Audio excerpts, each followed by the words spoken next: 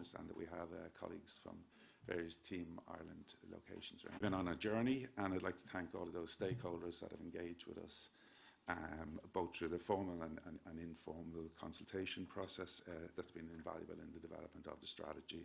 I'd also like to thank the team in the International Cooperation Unit, especially Kira and Maeve, Lisa, Louise and Suzanne, who have been instrumental in bringing this strategy to publication. So thanks very much, team.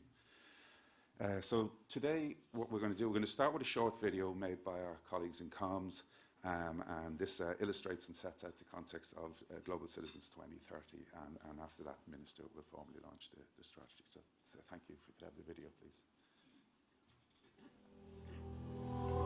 Hello there, we're launching our new international talent and innovation strategy called Global Citizens 2030. This is Ireland's first international strategy covering the breadth of our tertiary education system. And in doing so, we're trying to set out a clear path for Ireland's international engagement based on talent and innovation. Internationalisation is particularly important for small, open economies like Ireland. We make our living by trading with the rest of the world. It's really important that we're open in all aspects in terms of connecting to the rest of the planet. For a small country, we have built a strong and solid reputation as a centre of excellence and a first-choice destination for international learners, for researchers and for innovators. Now, the benefit of conducting my research in Ireland is that I have all the ingredients I need for doing so. Excellent students, colleagues in my field, which is the field of cognitive science and neuroscience, computational neuroscience, and funding. I decided to come to Ireland because they have a really good connection between the education and the business sector. And Ireland is considered the Silicon Valley of Europe. I chose to study in Ireland because of its renowned educational system and welcoming atmosphere. Ireland has ties with multinational companies, and I believe it also helped my career, and I'll be able to network properly. Studying with my master in Ireland helped me to have a lot of connection with other people, and also helped me to gain a lot of knowledge and skills. However, this strategy is about much more than just attracting international students to Ireland. It's also about equipping our graduates with the talent to address the big challenges of our time, such as digital transformation, climate change and food security. It's about strengthening the connections of Irish universities with like-minded institutions across the globe. I really look forward to working with all stakeholders as we work to deliver on the vision of Global Citizens 2030.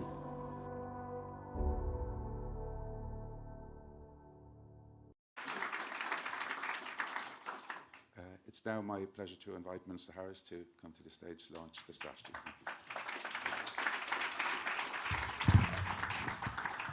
Thanks very much, John. Good morning, ambassadors, ladies and gentlemen, and thank you everybody for being with us here on this chilly Monday morning in Dublin. It's great to have you here for what is a really important day in the life of our department, in the life of our tertiary education system, and indeed for our country, because today is a day we're launching Global Citizens 2030, and this is Ireland's international talent and innovation strategy. And I really think today is such a timely moment to launch this strategy, because we live in a world where, sadly, to this very day, some countries are continuing to choose to look inward.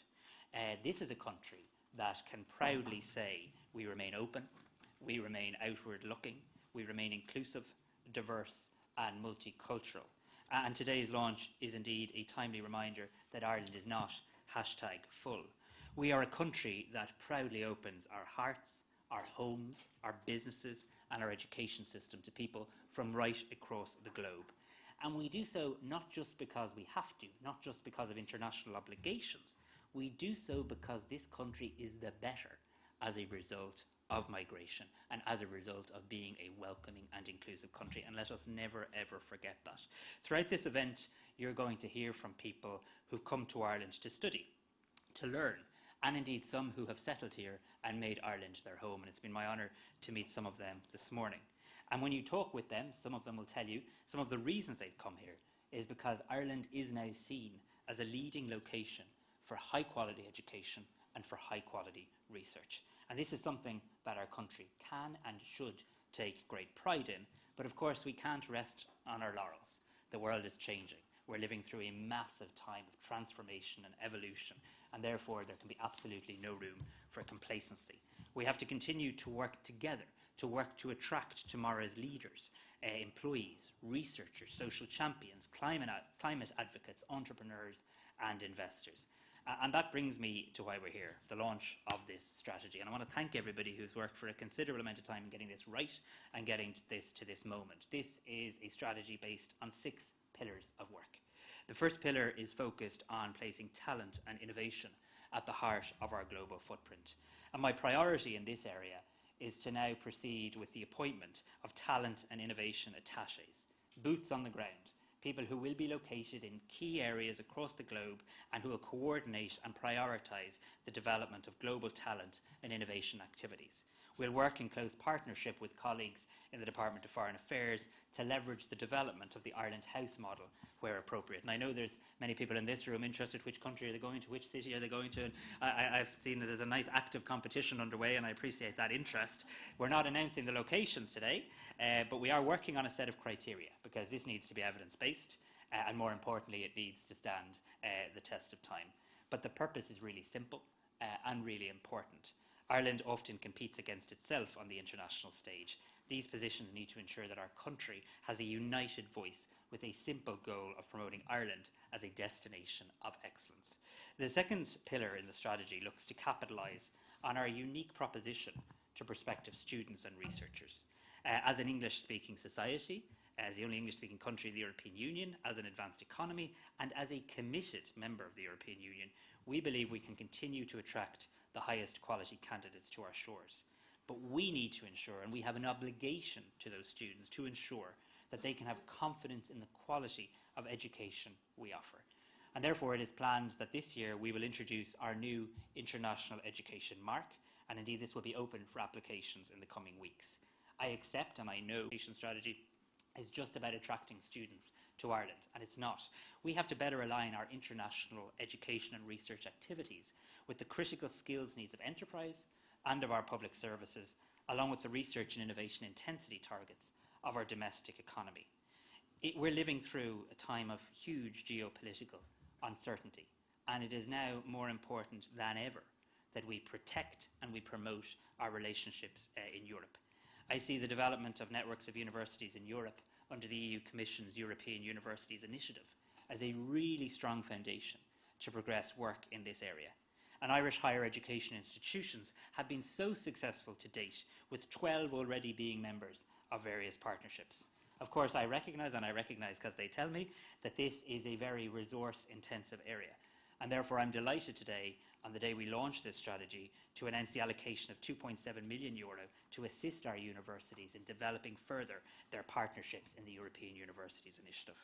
However, knowing that these alliances are here to stay, we do also need to now explore a more sustainable way to resource Irish participation in these alliances. Continuing with our relationship with Europe, Pillar 4 looks at the contribution Ireland has made to EU education, to training, skills, research and innovation policy since it joined the European Union. The forthcoming Irish presidency of the Council in 2026 will present a unique opportunity to promote our initiatives in tertiary education, skills, research, innovation and science. And it will also place my department at the heart of negotiations of new frameworks for Erasmus+, for Horizon Europe and for the European Social Fund. We will take up the presidency of the European Union at such a busy and important time in these key areas for tertiary education, not just in Ireland, but right across the European Union.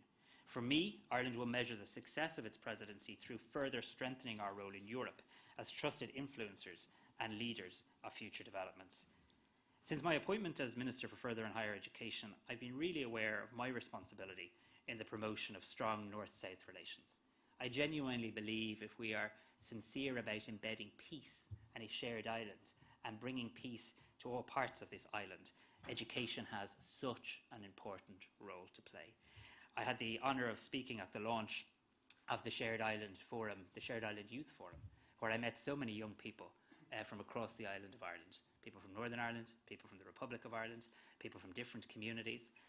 And what really struck me was when I reminded them that some members of the Cabinet, including myself, weren't old enough to vote in the Good Friday Agreement referendum, they reminded me they weren't even born. There is a whole generation of people now who need to be involved in the future direction of this island. And key to that, key to getting to know each other, is education. It is not right that more people of my generation feel familiar with Paris and Berlin than they often do with Belfast and Derry. Education can play such a major role in extending the hand of friendship and better understanding of each other, each other's perspective, and what a shared island and a shared future really means and really looks like in the 21st century. So Pillar 5 is focused on this relationship, as well as the crucial East-West relationship as well, the relationship between Ireland and Britain, with our nearest neighbour. Education and research, as I've said, has been in many ways the soft power, and it can play a truly unique and powerful role in building friendship, cooperation, strategic relationships that can underpin collaboration in so many areas. These laid the foundation for a number of recent initiatives across the North-South agenda, including our co-creation research centres, including the expansion of the Magee campus in Derry. But there's more we need to do. There is much more we need to do. And in recent weeks, I've been speaking quite a lot about North-South student mobility. This is not where it needs to be. And I'm really pleased that my department is now undertaking innovative work in this space, including the ring fencing of healthcare places in both Ulster University and Queen's University as well. I have also been public in my regret, deep regret, at the decision of the UK government not to participate in the Erasmus programme. I respect their decision, it is their decision to make, but it is a lost opportunity for students on the island of Ireland, including students in Northern Ireland, and that's why we have stepped in as a government to make sure Northern Ireland students do not get left behind. And I now am absolutely committed to continuing to work with counterparts in the UK and indeed counterparts in Northern Ireland to see what we can do on bilateral basis to continue to look at how we can promote short and long-term mobilities. This is not the time to get to know each other less. We need to be getting to know each other more, and student mobility is such a huge, huge part of that. And this is a country that was involved in founding the Erasmus programme from day one. Indeed, it was an Irish commissioner, Peter Sutherland, who brought this about. The final pillar of the strategy, Pillar 6, refers to the establishment of my own department, of that department with the long title John shared with us, because we didn't have a Department of Further and Higher Education, Research, Innovation and Science in the past when we were developing strategies like this. And I do hope and believe and know that the establishment of this standalone Department of State reflects the government and I believe Ireland's commitment to position our country as a leading knowledge economy with a talent and innovation focus, and as a thought leader in policy underpinning these sectors, bringing education, research and innovation into an aligned framework, into a unified tertiary education system, and building on our existing research and innovation strategy Impact 2030 with its strong international dimension means that we are well placed now to develop further this role.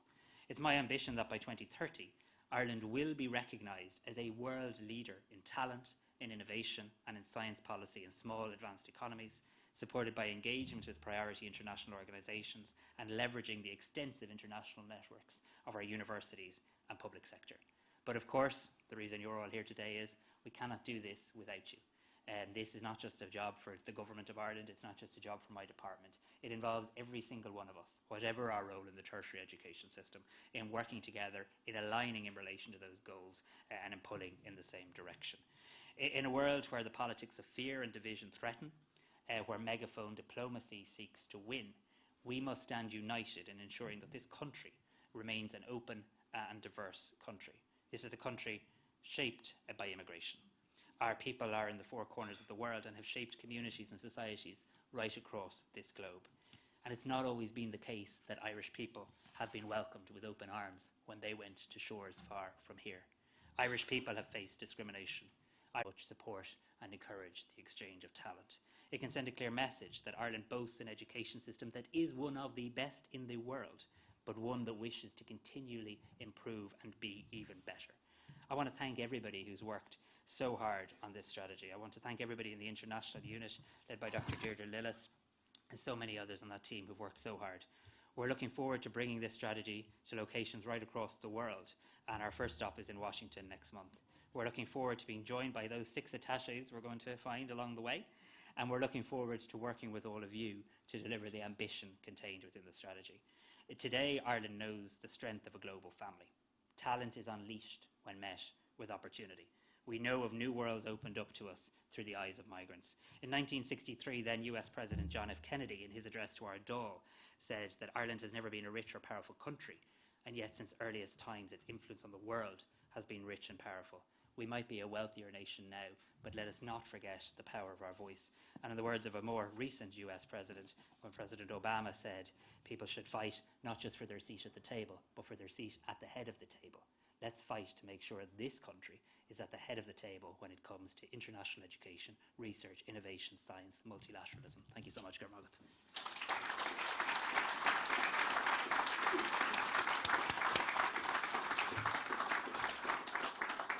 Thank you, Minister. Thank you very much. Next, we have a live stream to our Consul General in the Western United States of America, Micheál Smith. And Micheál is going to talk to us about his experience in working in what is probably the most dynamic innovation habitat in the world. So Micheál, good to see you there. I can just about see you. I'm behind you. So. Hey, John, you can hear me okay? I can hear you okay, and thanks very much for doing this. I know this is the middle of the night for you, so we're especially grateful for that. Very good. A super early good morning from San Francisco, John. Many congratulations to you, Minister, to your department, and to all those involved in the launch of this new, timely and appropriately ambitious strategy, Global Citizens 2030. Behind me is downtown San Francisco. If it was daylight, you'd glimpse most of the 9 counties of the Bay Area. The Bay Area has been my home for almost 15 months, but has been home to the Irish for many generations. Last year, we celebrated 90 years of Ireland having an official footprint, diplomatic relations with the Western US with the opening of the San Francisco consulate in 1933. But this year, Irish Americans celebrate 173 years of their interaction with this part of the world. So Ireland has shaped the Bay Area, contributed to its success, contributes to its success, and will shape its future with ambition and values as driving forces. The Bay Area in itself is synonymous with Silicon Valley, that global epicenter of technological development, innovation, and disruption. The inventive spirit fosters an environment that attracts half of US VC investment across the US last year, but it has produced 6 out of the 10 top technology companies in the US today. 8 out of the top 16 patent generating cities are in the Bay Area. So this innovation habitat comprises of a complex array of relationships amongst entrepreneurs, research institutions, venture capitalists, and service providers. And it's constantly shape-shifting. It's yielding remarkable results. So more stats, more statistics, I suppose, Minister, more evidence I'm providing here, but 52 Bay Area companies have achieved pentacorn. Now, I only heard of this last week. Pentacorn, not unicorn status. So growing from small startups into massive companies valued over 5 billion. That's well over half of the number of these elusive creatures that have been created in the US in the last year. And the Irish presence, as I said, in the Valley is long-standing and can be found in every corner of this thriving ecosystem. Indeed, Menlo Park, at the heart of the Valley, and home to the corporate HQs of many of the multinational companies, including Meta and Google. It was originally founded by Irish settlers who named it after their home in Galway. So Ireland is significantly engaged in Silicon Valley, but we can be further engaged.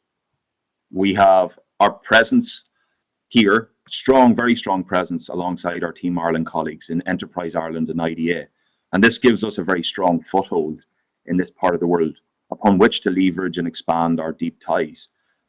There's a massive opportunity, however, to strengthen even further our ties and build even deeper our connections in the areas of research and education, particularly in the Bay Area and beyond in California and the Western US. The exponential technological developments emerging have made headlines across the world. It's almost impossible to keep up with the constant stream of innovation that's coming from the Valley here.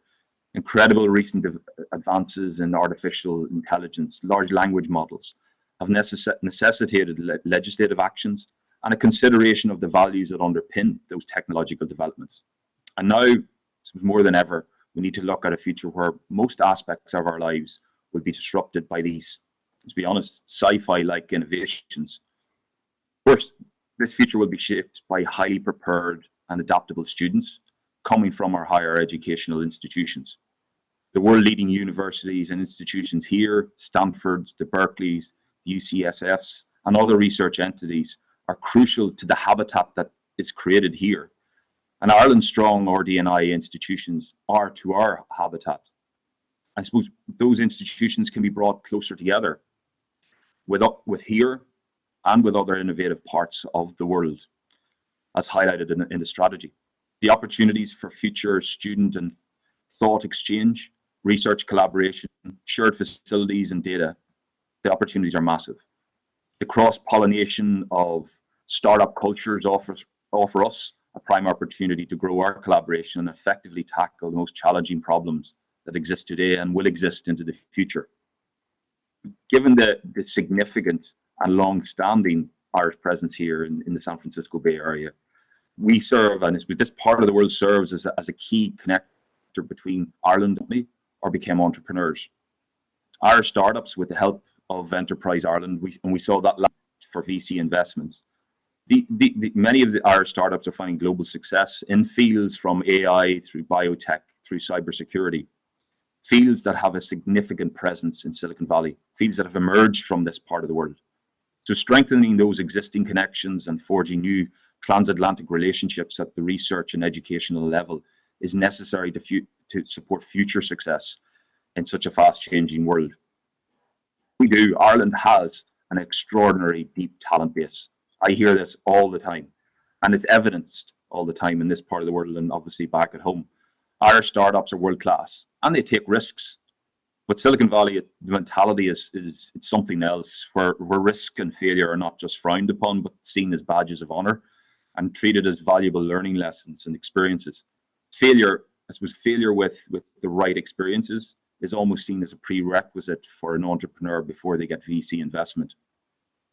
The Irish government supports, and that of the higher educational institutions, is continually building Ireland's innovation ecosystem, and this strategy today will build that further. A broadening and deepening of our international relationships, further engagement, and greater support and facilitation of exchanges, research and development linkages, and partnerships not only will keep Ireland apace with technological disruption, future-proofing our thinking, but will add considerably to our global contributions and tech breakthroughs. It'll build our future prosperity and keep us central in shaping a values-based, our values, future society that will be utterly transformed by tech. I want to thank and congratulate the Minister again and your department and all those involved in bringing this strategy to the fore. I look forward to its outcomes and impacts.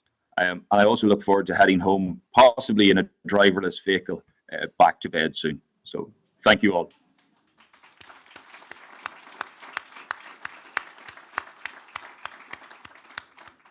Thank you so much, Micheál. You can go back to bed now, put on your pajamas.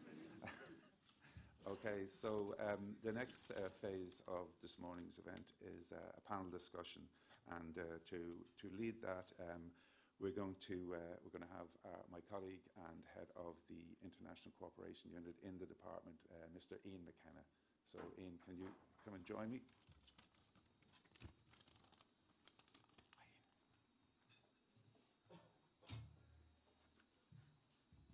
Thank you very much. For all of the wonderful illustrations of technological disruption that Micheál was illustrating to us, I admire his use of the phrase at this early hour for him in the morning of shape-shifting. The risk of accidents with that expression alone, he's a very brave individual and obviously illustrative of the professionalism that is associated with our colleagues in the Department of Foreign Affairs. My name is Ian McKenna, and I head up the international function, and part of my role here today is to facilitate a panel discussion composed of a number of representatives across the spectrum that would be impacted and contributing to the realisation of the objectives in Global Citizens 2030. I'd like to call them to join us here, Professor Philip Nolan, also John Concannon, Aoife Darcy, Laura Harman, and Professor Nigel Healy.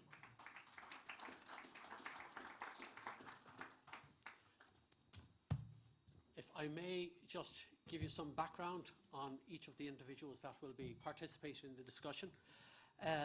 Professor Philip Nolan was appointed Director of Science Foundation Ireland in January 2022. And prior to that, he was President of Maynooth University for a period of 10 years. And during that time in the institution, led its a new research and teaching and engagement strategy. And that led to unprecedented growth and diversification of the mission within Maynooth University. And it has built up its research capacity to almost double of its size from when it originally started. He is of UCD, I don't know, alumni or whatever, but joined the academic staff of UCD back in 1996. When I read these things, I realise how old I am. I just upfront about that. We heard the Minister talking about those in the Good Friday Agreement and the significance of the Good Friday Agreement and its impact. This really ages me. During that time, Philip won the President's Award for both research and teaching. He was appointed Director of UCD Conway Institute, leading on biomolecular and biomedical research. He subsequently became Registrar and Deputy President of UCD and led what many of us know at this stage as the Horizon programme, which basically opened up, increased access, increased widening participation to UCD and to all that it was seeking to achieve. We also know Philip from his involvement in the COVID-19 National Public Health Emergency Team and was a regular contributor there, but also at the public face of it on a number of occasions. And in May of 2023, the Minister appointed Philip as the CEO designate of the proposed new research agency, which will be formed as a result of Science Foundation Ireland and the Irish Research Council. John Concannon is Director General of Global Ireland in the Department of Foreign Affairs. And that initiative is designed to increase Ireland's international footprint by 2025, and it has ambitions to do that substantially during that time. He's held numerous leadership positions across public and private sector, including Unilever PLC, Dubarry, Fáilte Ireland, the Taoiseach's Office, and also the Department of Culture and Heritage, and the Department of Foreign Affairs, where John is. Other projects, including the development of Creative Ireland programme to mainstream culture and service, including the COVID-19 communications response, and in addition to that, the Ireland being successful in securing a place on the UN Security Council. Passionately committed to community and social development in Ireland, with a particular focus on Galway. And he recently concluded a term as board member of Connacht Rugby. I'm not sure whether that coincided with the recent results, John. If it did, you need to get back on that board. John is a graduate of Galway University and he holds a bachelor's degree in commerce and also a master's degree in business studies. Professor Nigel Healy is the Professor of International Higher Education and Vice President of Global and Community Relations in UL. Prior to joining UL, he was the Vice-Chancellor of Fiji National University, also the Pro-Vice-Chancellor of Nottingham Trent University and the University of Canterbury in New Zealand. And he's been a visiting professor across a number of universities in China, Poland and the States. Nigel's research interests focus on internationalisation and higher education, higher education management and policies that are associated with transnational education. He was chair of the IUA, the Irish Universities Association Vice President's Global Group for last year, for 2023. He's also a board member of a number of universities, as well as chair of the QS Global Advisory Committee. He's previously served as terms on a number of councils, including the Association of Commonwealth Universities, and was the Jean Monnet chair of the University of Leicester. Laura, joining us here from the Irish Council of International Students, ICOS. ICOS is a very strong advocate of international students in Ireland and is a membership organisation of 26 different member institutions, including all of the universities in Ireland. And also, the Union of Students of Ireland. ICOS manage on behalf of the Department of Foreign Affairs the Irish Fellows Programme and has welcomed 206 Irish Fellows from 42 countries in the last academic year. Laura is also a board member of Threshold, the housing charity, a former president of USI, during which time she served as a board member of the Higher Education Authority. Laura is a graduate of UCC with a BA in English and an MA in Applied Linguistics. Aoife D'Arcy is CEO and co-founder, and I will struggle with this, Aoife, and if I get the name wrong, apologies, Chrysalis? I've got it, okay.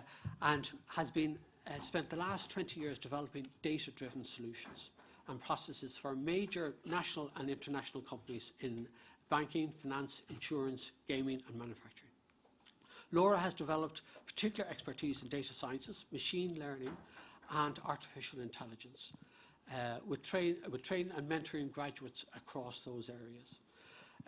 Aoife has given key insights into how organisations can successfully harness the insights into its own data and use it to deliver results and strategic developments within these organisations. Aoife has a passionate belief in the importance of developing in-house analytics obviously within organisations, and works with organisations to help them build world-class analytic teams and processes through unique mixing of training, consultancy and mentoring.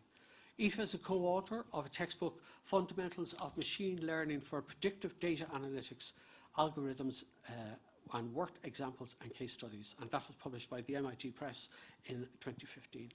Aoife's qualifications include an MSc in Financial and Industrial Mathematics from DCU and a BSc in Statistics and Science from Maynooth University. So that, ladies and gentlemen, is the panel that we have today.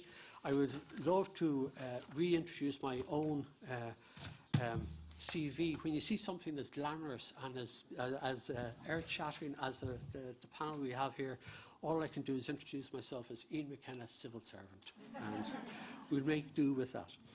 And I would like, first of all, Aoife, if you could just, reflecting on, you've had advanced sight of global citizens, and what do you think are some of the key themes that emerge from it, for you, from your perspective? I suppose from my perspective, and particularly thinking about the innovation piece, for me is really important, because a lot of times when we work with organisations, it's helping them to innovate through data. So it's lovely to see a strategy that is really focused on how we can, I suppose, enable students coming through our education system, both here and abroad, to really think about how they can become innovators. And for me, that's a really key part of this, from Ireland becoming, I suppose, a hub of innovation in lots of different areas. And I think for me that was the really lovely part of this, the really focus that, you know, in order to become global citizens, we have to be able to innovate, adapt, change, learn new things. And we're not just starting that, I suppose, I work with a lot of people when they leave college, when they've gotten to the workplace and they go, oh dear God, what am I meant to know? What am I meant to do? I learned all this stuff and now what am I meant to do with it?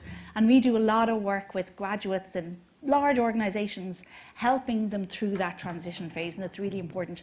But it's lovely to see this starting that journey a little bit earlier, because to give some of our students those skills, you know, introducing them, I mean, diversity of where they educate, who they educate with, the students who are in their classroom, all of those things will add to their ability to be able to innovate when they get into the workforce, to make them even more productive, because they're already pretty productive, but to make them even more productive. And for me, that was a key part of this when I look at particularly that phase of people going from education into the workforce, that I think that will really enable those students to really embark on that journey of innovation in hopefully a more productive way.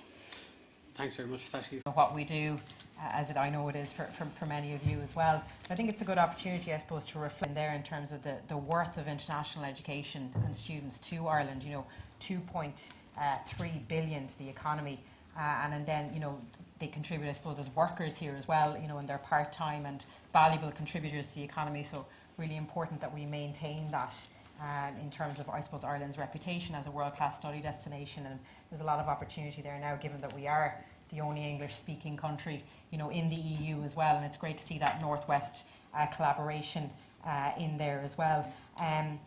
But I think, yeah, I mean, we mentioned the Ireland Fellows Programme, you know, which we manage on behalf of the Department of Foreign Affairs, and even just, you know, speaking to some of the students that have gone back to their home countries, there's a real trend as well of kind of intergenerational learning, where they will then send, you know, their children to come and study in Ireland as well.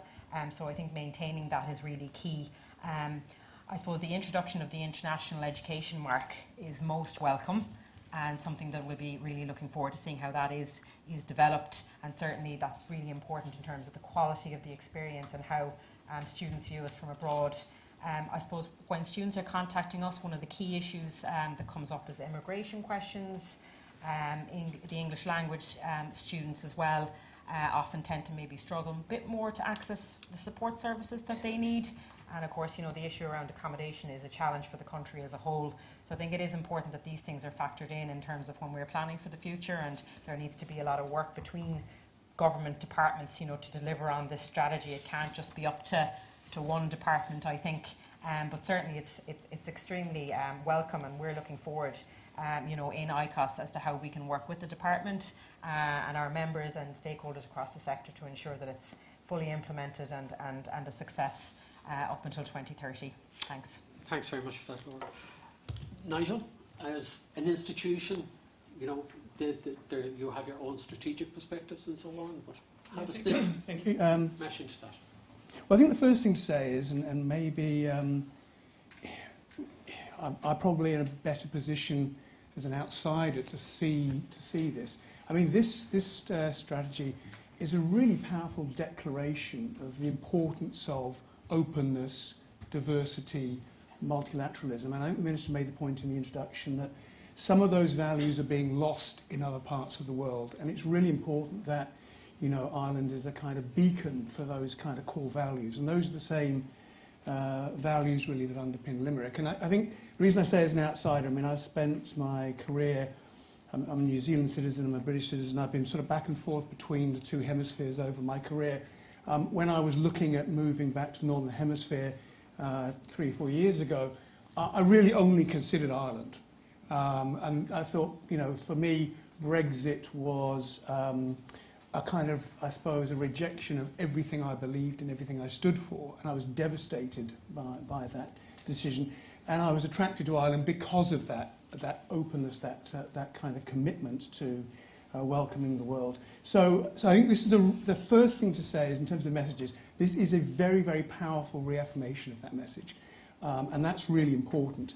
I think the second is it's beginning to kind of engage with the way that internationalisation of higher education is changing. So I think for many of us, we tend to look at internationalisation as what it did for us.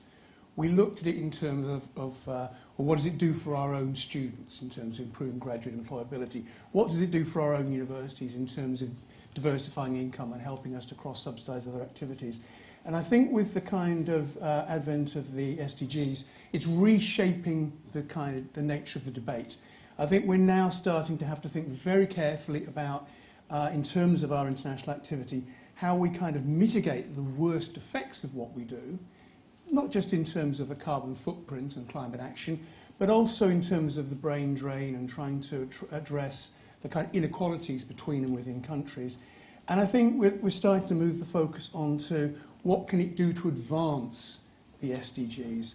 And there's a lot in this strategy about partnerships, building positive relationships with other parts of the world, building kind of deep networks. And I think that kind of capacity building that can take place in other countries is critically important. So, you know, as I say, I see this as a very powerful affirmation of our position in the world, but I do think it's starting to address a changing debate in internationalisation. Thanks very much, Niall. John, bringing that global Ireland perspective to this debate, where do you think this fits in? Yeah, thanks, Ian. And I think it's really great to see the strategy launched and the huge amount of work went in to it. And a big congratulations to yourself and Deirdre, the Minister, and the full team. It's really, really welcome. And a big, as Nigel said, big statement of ambition.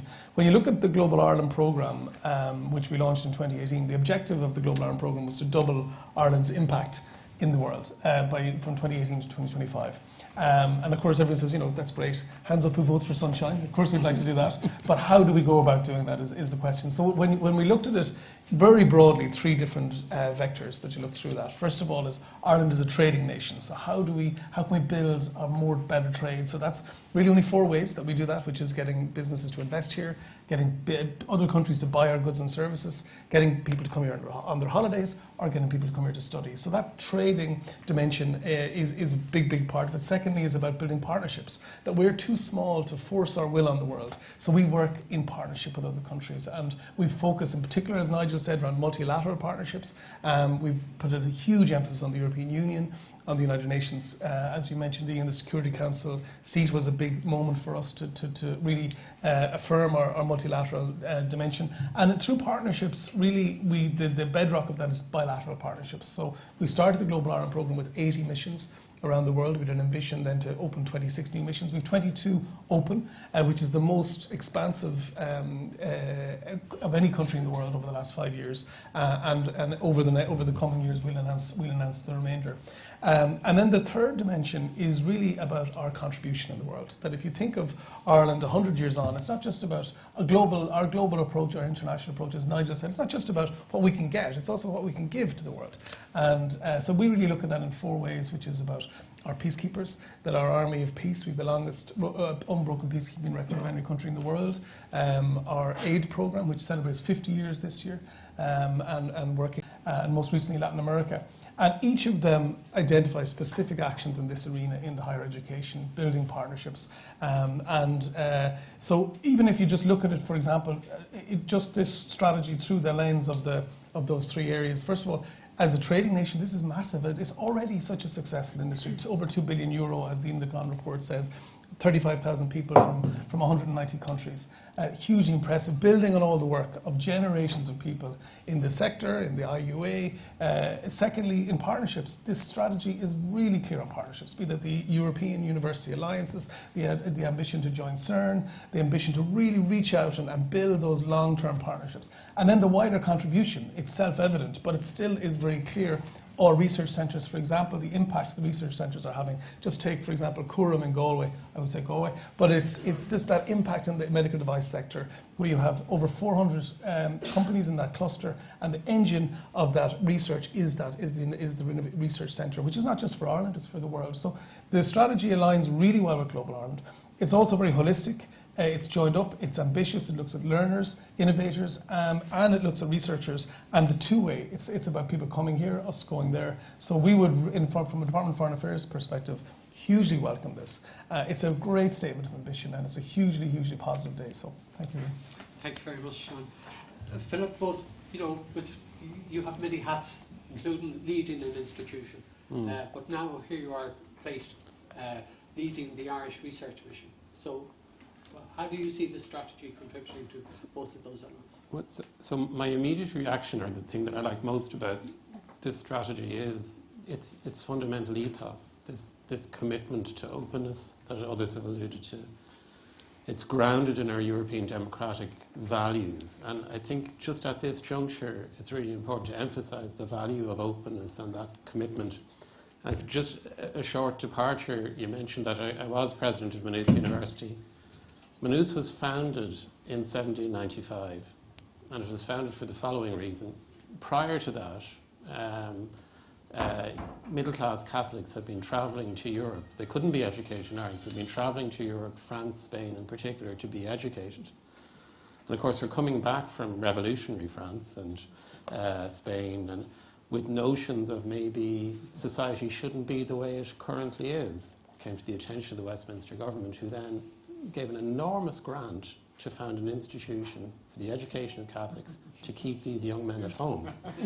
So I was always proud of the fact that the power of international education to promote openness and liberal thinking and democratic thinking was so powerful that I was for a time a president of an institution founded to prevent it. There's no greater gesture to the effectiveness of something than if somebody tries to stop it. So I do think we should. It's really wonderful to ground a strategy in this. The second thing that I would say briefly is the sophistication of the language, this emphasis on talent and innovation. It just allows me to say that the primary value to society of funding research within its higher education institutions is the talent that it generates. That's more important and more proximate and more immediate and guaranteed compared to breakthroughs or discoveries that one might make that might have future applications. So the notion that the emphasis here right across the system is on talent, and then creating the circumstances under which that talent can innovate.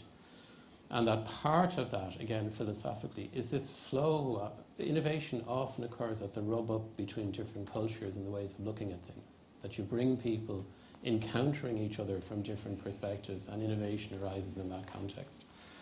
And then I do think this positioning of Ireland as committed to openness, committed to innovation, but committed to innovation in a responsible manner within the European Union and within a global context. I think those underpinning ethoses, I believe in all of the actions, don't get me wrong there, but it's the ethos that drives this that for me makes it a compelling strategy. Thanks very much, Philip. Just in terms of looking at some key themes within the strategy, we heard the Minister speaking about the importance of the attaches and getting the presence, getting feet on the ground in key markets and stuff like that. And, look, the Minister was saying, very difficult. Every country will put their hands up saying, should be here, and so on. But are there any particular criteria or factors which should determine, we haven't unlimited resources. We have limited resources.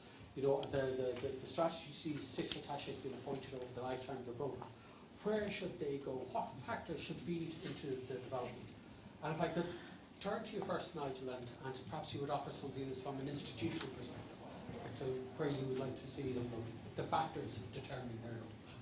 Yeah, obviously a lot of people have been thinking about this and starting to argue for one region over another.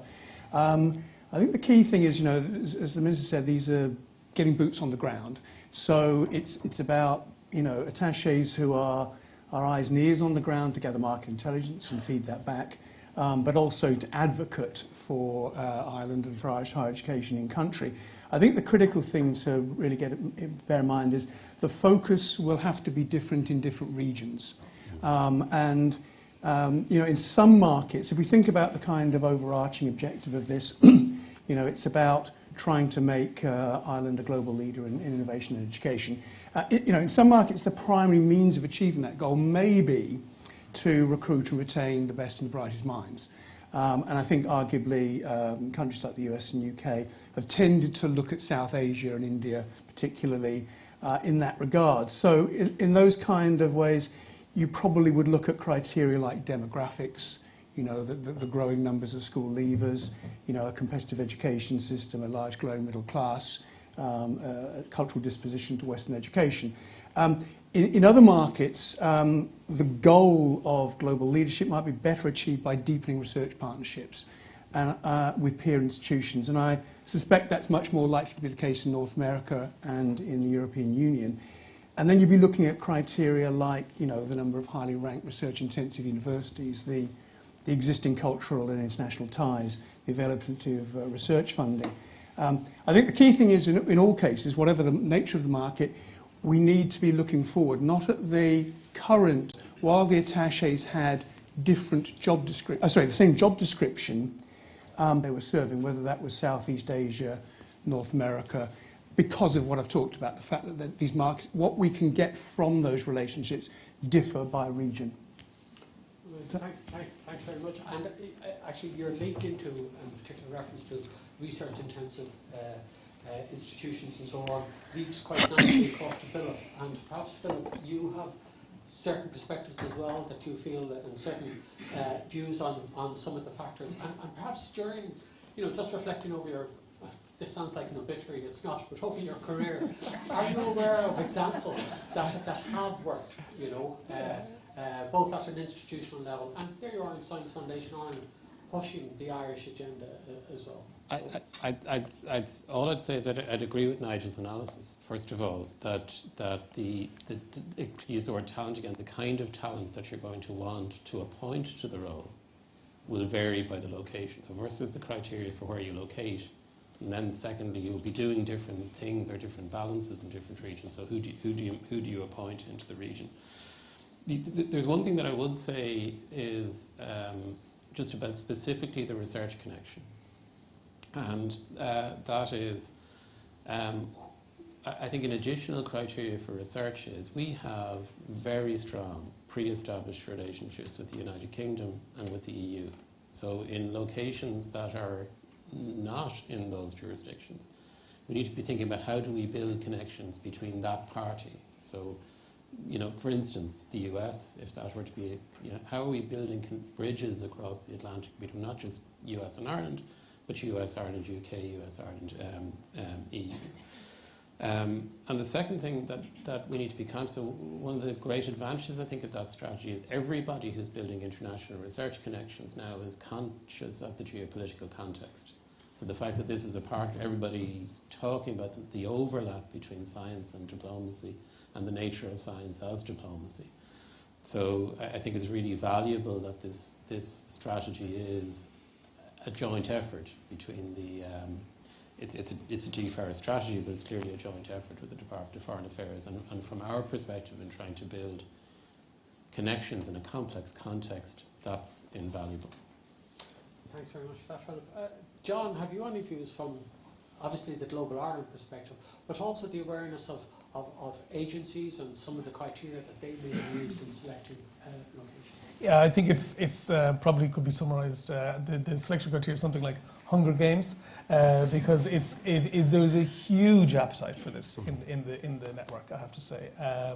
We have Ireland has 100 diplomatic missions right now, and I think there's a case for every single one of them would make a case and make it really, really well. But just to follow on from Nigel and Philip, it is very case specific. So, for example, if you take the East Coast, we have Micheál on the line there. Just in California would generate 69,000 direct jobs from organisations based in California. The vast majority of them are in the digital and tech arena. We had a Science Foundation Ireland attaché there a number of years ago. I think the estimates was just in the course of 2 years that post generated about €60 million of additional funding. So there's a strong case there, but for a digital leaning person. If you go across over to the East Coast, Boston, the life sciences, if you look at just the hubs in Cork and UCC, in University of Galway and right across the country, huge opportunities within that to build, as the strategy does, those partnerships. But then flip across into Asia, and we're joined by Sarah McGrath, our ambassador for Singapore here, who really great to come all the way here to make the case. Sarah, no, Sarah's here for other reasons as well, but there's a huge demand there, and you can see in the Lifelong Learning Hub in UCC the opportunities to partner in around the ASEAN region. So there's a lot of demand, and interestingly, I mean, in some respects, it's not boots on the ground we need because there's quite a lot of boots on the ground already. A lot of the institutions, as everybody knows, very active. But what this strategy does is take a more holistic view and joining up the dots, looking more strategically, working with the partners like IUA and others to look at a more holistic approach. But it is very, very welcome. I know there's 2 to be announced this year, Ian, and there's a lot of hands up all around the world for it. And I think that there's a really welcome point. One last thing is to say there is the concept around Global Ireland, which is called Ireland House, whereby the concept is that we're very small, and we're a small country, but we work together. And the idea of in our Global Ireland is to try and bring the collective together, as against the sort of People's Front of Judea and the Judeans People's Front that you see in many sectors. And people say, oh, collaboration's great, of course, as long as someone else is doing it, because we're so important, we won't collaborate. But in Global Ireland, it's bringing people together. And so we have physical manifestation, that is the Ireland House. So where Micheál was talking to you, there is Ireland House in San Francisco. We're going to open a new Ireland House in Park Avenue, New York. We've announced in London. We've signed a lease in Chicago. In next spring, we'll open a flagship in Tokyo. And in that will house all of government, the agencies, and the news attaches will sit in that group as a part of a team. And then that's replicated digitally in Ireland.ie. So the idea of it, the attaché won't just be a lone ranger, it'll be part of a team. And I think the strategy very much speaks to that too. I think that's a critical point you're making there, John, that the attaché is not a lone ranger. They're picking up on that soft intelligence that comes through via agencies and via other sources, and it's to exploit that. Certainly, I look forward to being on dartboards in DFA, but I'm not, with the location this is out. But if I could just turn, because at the heart of this is it's about student mobility. It's about students, be they Irish students that are heading abroad, or be they international students that are coming to our shores. And when you look at, we're positioning Ireland in the sense that we're attractive as a location for study, English speaking, all of these other criteria. But I was wondering, are there unique aspects of Ireland's education, research and innovation system and the offering that we have that makes it attractive for our students and researchers? But also in terms of preparing our own students to work in the diverse workforce that we currently face. I know that's perhaps a muddled question, but just building this core centrally around students, I was just wondering what people think our unique proposition is and how experience and package, and I think a lot of that is based on what they've heard from their friends that have come here, or perhaps their parents or their family members. So it is a whole big scale. But I think, as I said, we're the only English speaking country in the EU, and I think capitalising on that is absolutely essential. And the fact that we do have such strong, diaspora across the world, and so many missions abroad, to be able to link that in, and I think that's one of the key goals, of the strategy, is that linkage. I think the international education mark will be, is absolutely one of the standout things in this strategy from ICOS's perspective, and the fact that that's getting properly, off the ground this year. It will be a challenge, as the Minister said. But absolutely a worthwhile one.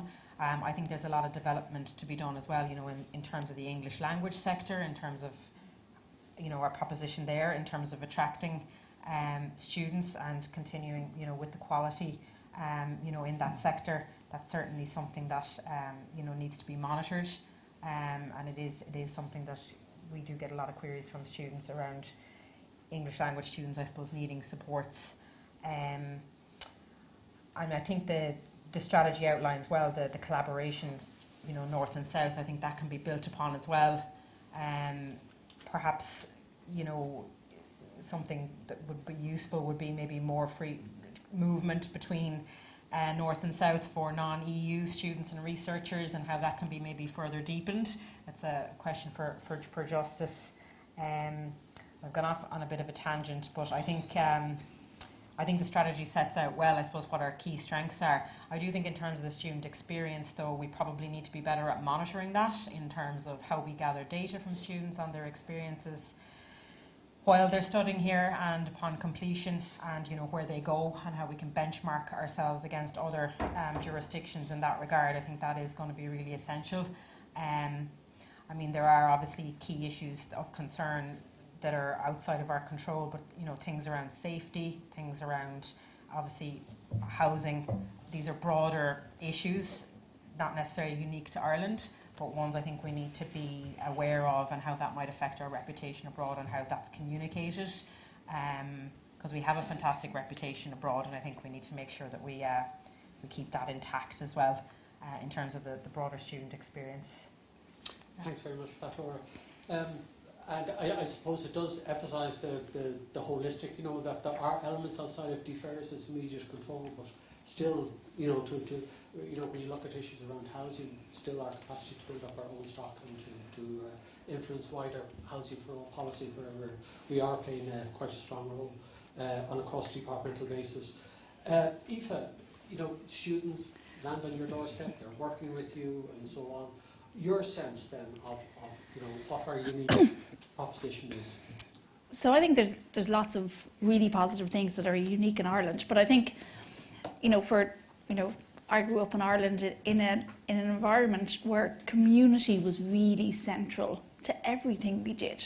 So, you know, being able to go into the neighbour for now, you know, a spot of milk when you ran out, those sorts of connections, and people talked about partnership and connection. Those come from a sense of community, and I think it's really, really important that when I look at this strategy and I look at being able to embed innovation in everything that we do and in all of our areas, that for innovation to happen, people need to learn how to be part of a community, how to accept other people's views. And I think what's lovely about this strategy is it puts that at the centre. It's Irish students learning in a diverse, you know, environment within Ireland are going abroad. And that diversity, that sense of embracing community, for me is one of the uniqueness as Irish people, as you know, people who grew up in Ireland. It was always there, and I think if we can tap into that, because for me, when I look, you know, through all the various projects that I've worked on over the years, projects that have been most successful have been the ones where you've embraced or the thoughts of the grump in the corner who really didn't want the data girl in here at all. You know, they're like, oh Jesus, she's coming here to talk about AI and machine learning, and what does that have to do with the price of eggs? And in some respects they were right.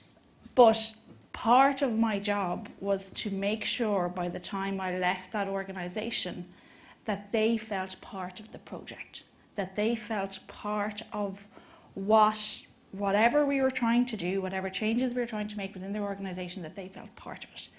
So that sense of community for me is something that we can really build on, and we can help it to build out partnerships. So when people come here, the community that they live in, that they work in, that they study in, I think is really important, but also the business community. Our ability, we're small, so our ability to be able to connect people within organisations is really, really powerful. And we can't forget, you know, quite often, like we have a very small organisation, but I know with a couple of phone calls, if I need to, you know, kind of get an example or get some data that I want to teach somebody with or do something with, you know, you can ring somebody and you can, you know, you can use your connections. And I think that's really important, that when people come here to study, that they're not just coming to a university that sits in isolation. They come to universities that are connected within our business communities. So not only can they learn the theories and the best practice from their academic educators, but then they can apply those within really, really strong business sectors, you know, and across kind of business, everything from healthcare to agri to fintech, all of those areas. We have really, really rich work going on in industry in those areas. And if we can connect those people through the communities, through what we can offer, that I think that's a really nice offering, that you can come and take advantage of our world-class education system, but you can also learn to apply it. And I suppose that's where we do a lot of work. So we help students apply what they've learned, and they love it, and they really embrace that. So for me, I would say one of the things is our size. We're small, we can be agile, we can change, we can connect people, and that sense of community that allows for partnership. Student population more diverse enhances that community and can only enhance, I suppose, the innovations that those students will bring to our economy and hopefully economies around the world. So that's what I would. Thanks very much for that, Aoife. And that's a nice sense when you talk about community. Very often the first community that our international students encounter is that within universities. And Nigel, what reflections would you have on the student experience and our unique offering? Okay, and again, I'll offer a little bit of a kind of an outsider perspective on this. I think, if we ask our students, we do heaps of surveys, what is it that attracts you to a particular programme? And we know that students are attracted by graduate employment prospects. They're looking for work. They're attracted by the international ranking of the universities, the global portability of the qualifications, the cost of acquisition, and so on, degree acquisition. What have we got that's unique? I mean, if we go through the checklist, I think, yes, we offer excellent experiential learning. So does everybody else. We've got highly ranked universities. So does the UK, so does New Zealand, so does Australia. We've got globally portable qualifications. I think what's unique about Ireland, what's fundamentally different from the other English-speaking destination countries like Australia, New Zealand, Canada, UK, is that we've this tradition of being outward-looking and globally connected. And that is different. I've worked in these other countries. We are different here from those countries. Our mindset's very different. I mean, people have always gone out into the world to work, to make their livelihoods. They've always been connected and welcomed people back. And if we look at the statistics, look at the UNESCO data, of those English-speaking countries, we're the only one that sends almost as many students out to study as come here. So I think I looked at the latest UNESCO data. We've got, I think, 35,000 students studying here. For every 3 students who are studying here from abroad, we've got 2 students going out from Ireland to study elsewhere in the world. That's unique. No one else does that. We've been enthusiastic Europeans. We've been deeply immersed in Erasmus Plus from the get-go. Again, I worked at a British university. Trying to get British students out on Erasmus was hopeless. The imbalance was horrendous. I worked at one British university where we had 1,500 more students coming in on Erasmus than going out. We're in balance, at our university. We've got huge numbers of students learning second and third languages.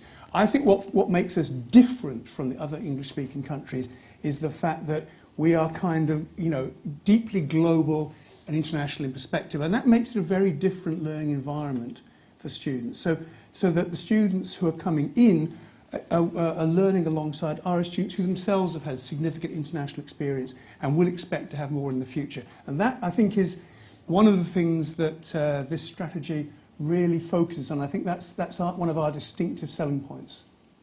Thanks very much for that, Nigel. And in some respects, just perhaps taking that discussion of internationalisation onto another kind of theme, one of the key pillars talks about thought leadership and Ireland, exploiting perhaps in a different way and leading thought leadership and policy development. And in some respects, when you look at our history, there was years ago there's various debate about Berlin versus Boston and so on, and Ireland always seems to be well placed to build connections between different parts of the world. Last year was the celebration of 50 years of membership of the EU, and at the same time, when you look at our connectivity with the States, it's in terms of foreign direct investment, in terms of diaspora, in terms of all of those elements, we have strong historical connections. And I was just wondering, how do we use that position? How do we use that to enable us to realise the vision of global citizens and putting us in that position of thought leadership? And perhaps, John, again, the DFA perspective, what do you feel and how can we leverage further actions within global citizens to achieve that position of thought leadership? I think to be seen as an innovative, progressive country is extremely important. As all of the speakers have talked about, we are a very outward-looking global country, and this hasn't started today or last week. In fact, we're talking about partnerships. I know Vincent, the French ambassador, the year of the French 225 celebrated last year, and the Irish College in Paris dates back to 1795. So we have a lot of history building on these partnerships and continuing to do so. But when you look at the scale of our economy at the moment, 75% of jobs in the service sector, in terms of the FDI, foreign direct investment, and the type of life sciences and medtech and data, innovative jobs, in looking at the type of work coming through the SFI centres, the Coram Centre, the data centres, on the climate, on the ocean. It is really important that Ireland is seen to be innovative, and because that's the position we're taking, and as a small country and a small open country, to be seen to be open and a good place to invest, a good place to do business, a good place to live. But as Aoife said, it's more than just transactional. And we've concluded a big programme around how do we talk about Ireland in a more holistic way, because it's not just sectorally focused. So there's three things that came through very strongly from all we talked to the IDA, Enterprise Ireland, and Borbia, Tourism Ireland, everybody. Three key points. One is about community, exactly what Aoife was saying, that really we take so much for granted here, but our community is such a big part of our proposition. Secondly is about innovation and creativity, core to our culture, our creativity, and core to our identity. And thirdly is about transformation, that Ireland has transformed over the last 100 years from a monocultural country with to a multi-sectoral, multicultural, highly performative country. And in fact, if you look at the recent, just as an example, in Argentina, the new president, and his speech, in his acceptance speech, he talked at length, but he only mentioned one country, which was Ireland, and talked about Ireland's transformation. So if we're going to be seen as a progressive, transforming country, we need to continue to innovate. And even, for example, bringing together the sciences and the humanities into the new Research Ireland is another example of just continuing to innovate. And in a few weeks' time, we will have Ireland. We will, through St. Patrick's Week, we will use that platform, and we'll have 1,000 events, 1,000 official events, where a minister will be. And that is innovation for what? What kind of society do we want? I think we're at this critical juncture as members of the European Union, where we're looking at things that have the capacity to, or necessity to transform for society, everything from artificial intelligence to green technology. The question is, how are we going to allow society, facilitate society in technologically advancing, but in a responsible and sustainable way? And the EU has become the critical global forum for thinking about those issues, about responsibility and sustainability in technology. And I'm kind of convinced that's because it is a multicultural and kind of multi-style of government entity, where each country, to a certain extent, has to hold each other to account for the transnational issues. So I really think we should lean into that and begin to think about society and people holistically, and how are we going to see our way through the digital and green transitions, and how are we going to live healthily and well into the future on a sustainable planet. And that requires we rethink how we do research. And not to say that research in sciences and engineering is not important, but to say research in humanities and social sciences is equally important, because it talks to us about the for what and the why. And I think if, as a country, we can do two things in our international view of research. First of all, be world leaders in interdisciplinary and transdisciplinary research towards major societal challenges. And secondly, see ourselves using the talent coming out of our social science, humanities and science disciplines as being mediators in this discussion, frankly, across the EU and between the EU and the rest of the world. Now that sounds like a very grand mission, but it's a necessity. What are we going to do about privacy, security and trust in artificial intelligence? At the moment, it's the European Union that's leading that debate, and we could be key players in that global discussion and debate. So I think that's the space for our thought leadership, is thinking holistically about grand challenges and societal transformation.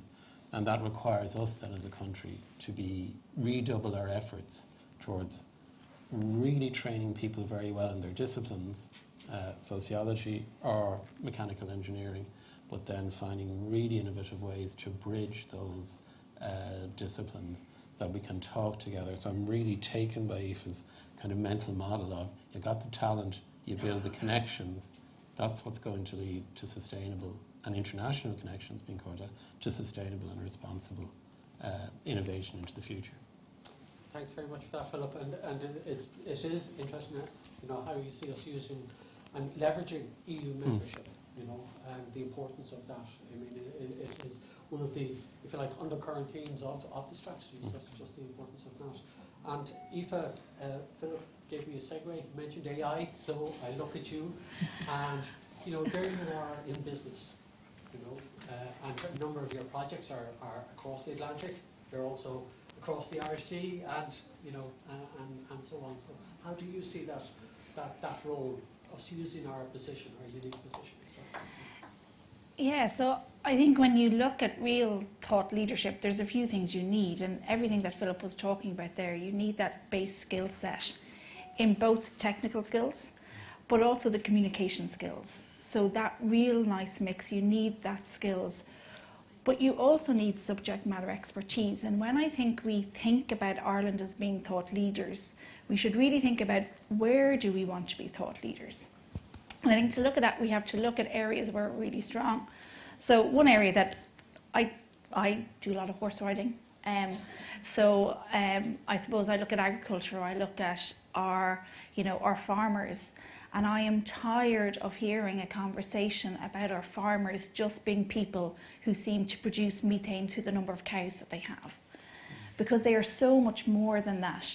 There is a knowledge base within our farming community. Now, I'm not advocating for farming, but if we look at our, we have some of the best agricultural, output in terms of, the quality of what we produce in our farming community. But I'm saying, how can we tap into the knowledge of all of those farmers who know how to do their job amazingly well, and go, well, how can we help them innovate to make their farms more sustainable, to make greener farms? And then how can we take that innovation and make it global? How can we really start to think about where we have real subject matter expertise and help those subject matter experts, or farmers, be it healthcare, be it finance, wherever we have those pockets of real subject matter expertise, how can we help them to leverage AI? How can we help them to become part of that story? So instead of just talking about the number of cows that we export or don't export or should export, what about the innovative tools that those farmers can be part of creating, that can be part of a global story, and how we can make agricultural green? How can we do that with healthcare? How can we do that with finance? So look at those subject matter experts and look at those subject matter expertise. So look at the areas where we want to be global leaders, where we can be global leaders. And I think there's lots of pockets of expertise that if we tap into them with the right innovative skills, so you have to get that skill mix right, and that may be going out to farmers and teaching them about AI. It may be, going into our hospitals and, we run a number of programs with various government departments, and like last year we had, a back surgeon on one of our AI courses. So it's giving the subject matter experts the skills, but also then helping them engage within the communities and within our research communities, and really getting that ecosystem working. So we become global leaders, but at the heart of that is subject matter expertise. So we're not trying to become global leaders in, nuclear energy, where we have no experience. We look at where we have really, really clear expertise and just build on that, but also embrace it, and, rather than, I suppose... This very topic, AI in an agricultural sense has a different meaning than AI in a tech sense. So we're talking about the tech sense very clearly. Just one of the things that struck me about the minister's speech was that it was about the I suppose, the passion that he spoke about North-South relations and the importance of that in the context of All-Ireland, and not just on an All-Ireland basis, but also the East-West, our relations with the UK. And he spoke about the soft power and the relationships, the historical relationships that have been between our institutions on a North-South basis, and how it has worked. Even in the darkest times, it was there. And people were collaborating and people were working, and they were working for the betterment of society on both sides of the border. But now we have a new initiative. We have the Shared Island initiative in place, which has transformed and put money behind a lot of the areas which bring benefits to on an all-island basis. And I was just,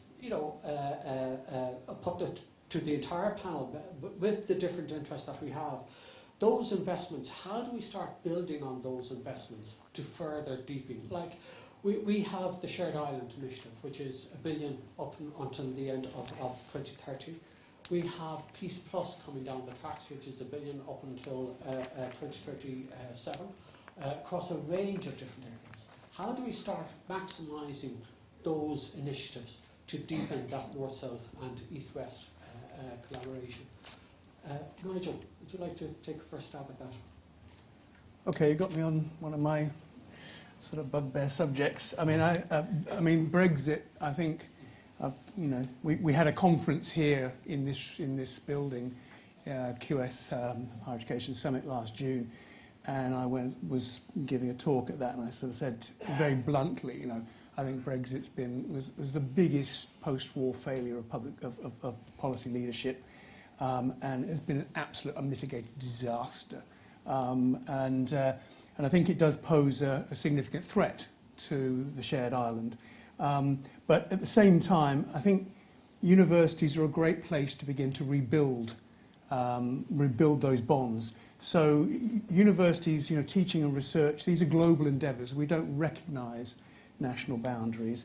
Ideas, innovations flow freely. So, as global hubs, I think, the funding for the Shared Island Initiative is a perfect way to start to rebuild and re-cement the links between North and South and try and repair some of the damage done by a political leadership that really lost its direction. So I think I'm very, very heartened by the emphasis in this document, to really begin to focus on rebuilding those bonds. Laura, you spoke about the importance of North-South mobility. Do you anything, do you see within the Shared Island, do you see within Peace Plus all of these different initiatives? Do you see areas that we need to further progress? Well, I think, I suppose what strikes me is, I think the Shared Ireland initiative is fantastic and something to be built on. And I think what's happening with Erasmus Plus and all of that is outstanding. I think I guess we're a small island. I don't think we can afford to be insular between North and South. I think there needs to be more collaboration there. And I know the Minister mentioned that he was at an event recently with young people, and a lot of people I guess who don't remember maybe the Good Friday Agreement.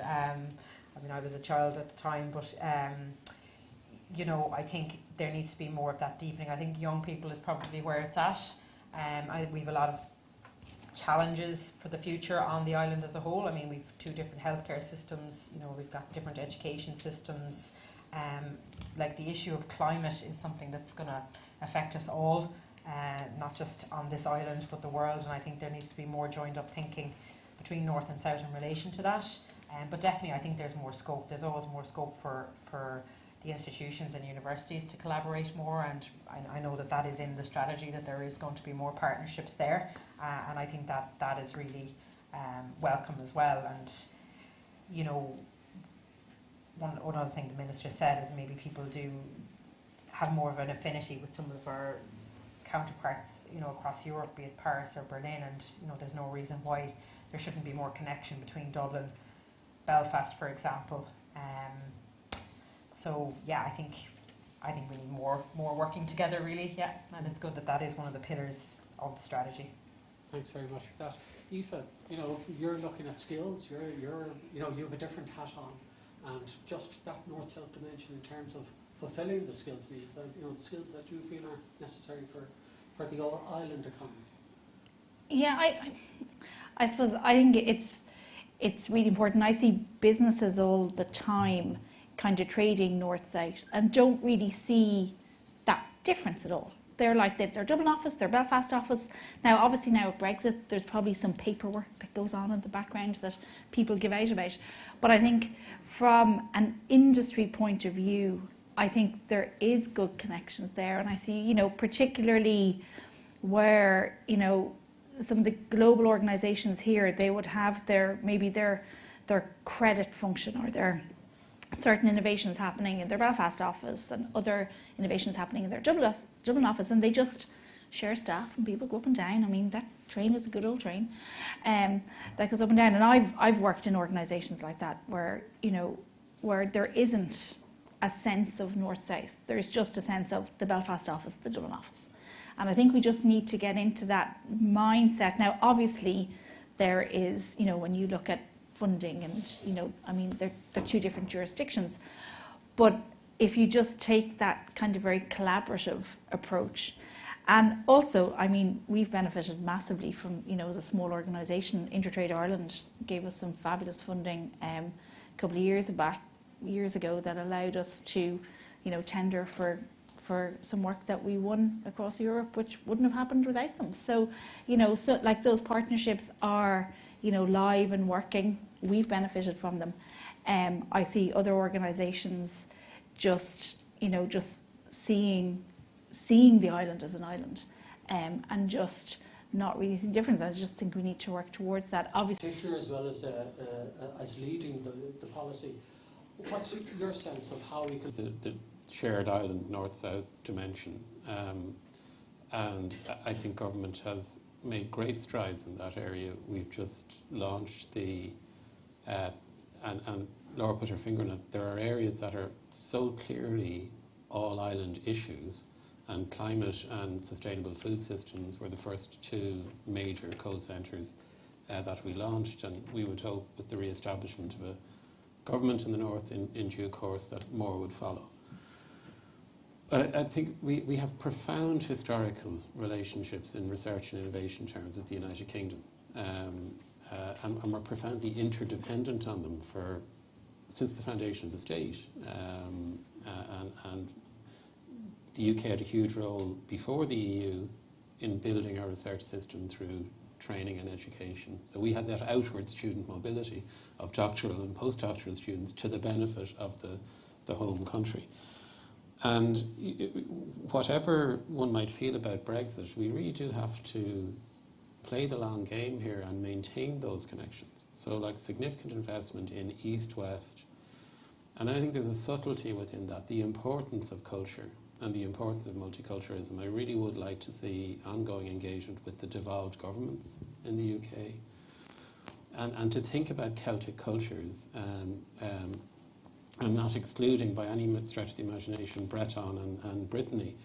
I think there's real value, again, in terms of thought leadership for us to say to those governments, shouldn't we be doing something collaborative around the space of research and innovation in Celtic cultures? And for instance, there's a massive creative industries opportunity, not to immediately bring it down to that. For me, I think thinking about the long game, building on that consolidation of our relationship with Northern Ireland, maintaining that connection with the United Kingdom, and thinking about the opportunity that research and innovation in the Celtic culture space might create for us is where I think about in those areas. Thanks very much for that, Philip. And that expression used of the profound historical relationships, it has been there. And like I said, even in the darkest of times, they were there, they were working, and the importance of that people to people, researcher to researcher, however you wish to phrase it. Precisely. That personal relationship is so critical. Precisely. To building that. John, would you like to add to that discussion? I think looking at the Ireland-UK relationship, it's difficult to overstate how important it is on every level. Independent of the governance arrangements of the different countries, I mean, just at business levels, of the latest data is over 100 billion euro of trade. At a family level, almost every family has relations living in both countries. At a cultural level, and so there's the relationships between the two countries is enormous and extremely important, of fundamental importance to the health of our country. So it's in our interest to build as many positive engagements as possible. Now, the decision for the UK government on Brexit is, like, looking at it through the context of this strategy, that we talk a lot about innovation, and innovation really is another word for adapting to change, and being adapted to change, being agile, being responsive, and it's a challenge for us to continue a very positive relationship with new dynamics at play. And the third level sector is fundamentally important to that, and I think it's really, really welcome how much of a light is shone on the east-west, north-south dynamic within the strategy, specifically calling out initiatives like the shared island, because if you look at things compared, you can say things are important, you can assert things are important, but it's the demonstration effect. How is it important? It's things like the shared island, the funding that's in place there, the meeting that happened with Minister Donlan and Minister Harris in the Farmley just before Christmas, which really laid out how significant the sectoral importance is. I talked about Global Ireland earlier on, Ian, and the new missions. We have new missions in the UK. We have a new mission in Cardiff. We have a new mission in Manchester as a consequence of Global Ireland. And our most significant bilateral mission in the world is in London. And we stand ready to work with the sector now to really develop these relationships. We think there's a lot of upside here in all of that, be that from an innovation, research, student mobility perspective. And the fact that the UK is now back in Horizon Europe is really, really welcome. So I think it's incumbent on us to accentuate the positives, to work as often as possible and as positively as we can to continue to build the collaboration in a changed environment. But still, it's one that a lot of opportunities and a lot of goodwill, and I think this sector, more so than many sectors, plays a real leadership sense of opportunity, positivity, collaboration, and it really sets a very high bar for the rest to follow. Thanks very much for that, John. And in many respects, it's a very positive note to conclude this element of the discussion, pulling together many threads. And I just want to record my appreciation to all of the panel members, to Aoife, Laura, Nigel, John and Philip, and to thank them for the openness and thoughtfulness of their contribution, and it's very much appreciated. Thank you very much indeed.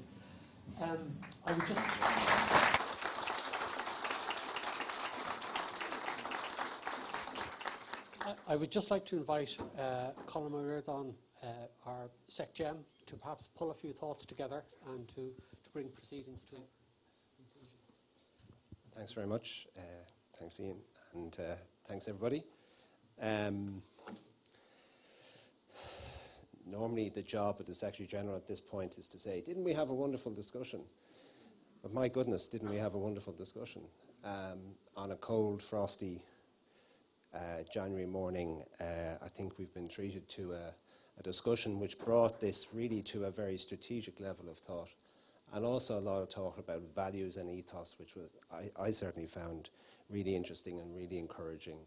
So thank you to everybody involved in the panel discussion, and thank you to everybody who put it together. Every time I walk through Stansted Airport, and to bring a bike on a plane, you had to let all the... I'm mortally embarrassed at the memory of me trying to push one of those wheelie... Embarrassed at the memory of me trying to push one of those wheelie trolleys with everything I owned on it, with one hand, and a bike with no air in the tires, no pedals on the other hand. And eventually, I don't know if you know Stansted Airport, I got down to the bottom to the railway station, and I sort of fell onto the railway carriage with the bike and everything I owned. And a guy came along and said, "Yeah, mate, that's great, but you're in first class here, you're going to have to shift."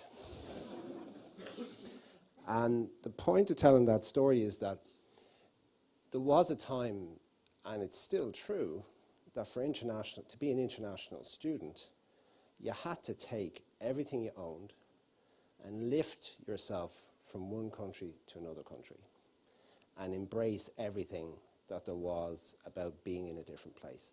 And it's quite a difficult thing to do. And it's still a difficult thing to do.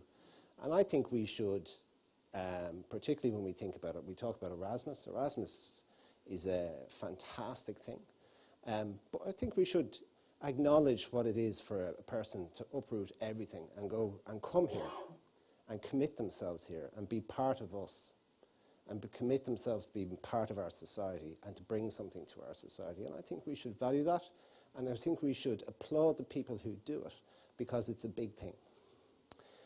And that's one way of being an international student, and I think we should think a lot about the value we place on the people who come here, because they bring so much, and they make the quality of the education that we provide to Irish students so much better. Now, to be honest, when I was a college student, Irish third level wasn't a very diverse activity. I think we all looked the same, sounded the same, talked the same, and more or less came from the same type of places. It's so different now. And it's so much better because of the people who come here and commit everything, their whole selves, for a year or 2 years or 6 weeks or whatever it happens to be. They enrich our lives and the lives of our students so much. The one thing that wasn't in the trolley or on the back of the bike was a laptop or a mobile phone, because they hadn't been invented, of course. And today, technology creates so many other opportunities for international engagement and opportunity. So last weekend, the weekend just gone, daughter number 2 was booking her flights to go to Brussels because she happens to be in a college which is part of one of these European consortia, and she's working on a project which started in November with a week in Tallinn. It will conclude the project, that is, in late January with a week in Brussels. But in between, the team that's working on the project, and these are second-year undergraduates, have had a whole series of tutorials led by a lecturer who's based in Brussels with students from Ireland, Estonia, and Brussels. Now, I don't know about you, but I just think that's magic. And I think we have to think about that's a new way of doing international learning, which doesn't involve a bike and everything that you own and having to uplift everything. But it does involve partnership, and it does involve a different way of thinking about learning. And I just think that's a fantastic way to think about the opportunities that are available to our students and across everybody who's involved. It's just what an opportunity that it presents. At the core of this, though, and so many speakers mentioned it, at the core of this is the fundamental value that has to be at the heart of every international engagement in the education space, and that is respect. Every student who comes here and every Irish student who goes abroad needs to be intellectually challenged and personally valued and respected. We have to create that atmosphere, and we have to, in everything that we do, remember that the learning experience, the experience of being a student, has to start with that value of respect. We have to create that, and we have to insist on it.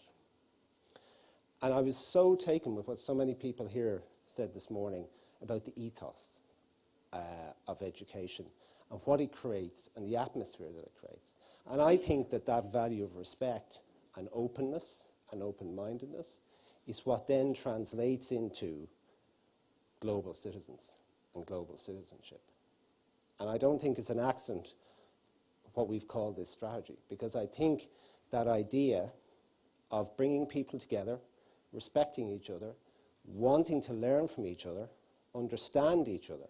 I think those things are core to what makes up that mindset that John and others referred to about what it is to be a global citizen, but an Irish global citizen, and being able to engage with others when it comes to trade or any other form of activity.